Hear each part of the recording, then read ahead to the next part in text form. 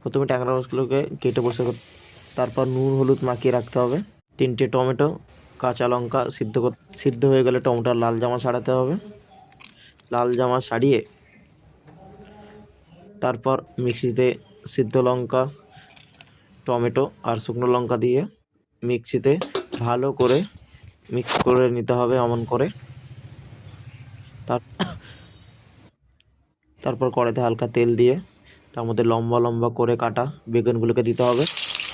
বেগুনগুলো দেওয়া হয়ে গেলে হালকা হলুদ গুঁড়ো, হালকা নুন দিয়ে বেগুনটাকে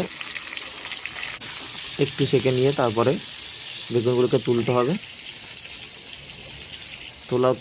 আলুগুলোকে তুলতে হবে।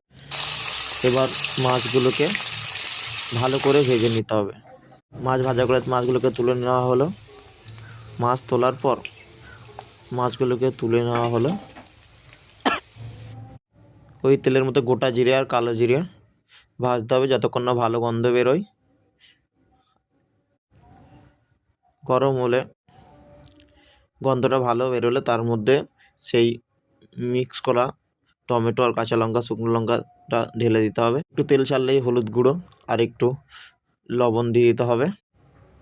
তারপর ভালো করে কষানোর পর পরিমাণ মতো জল দিতে হবে।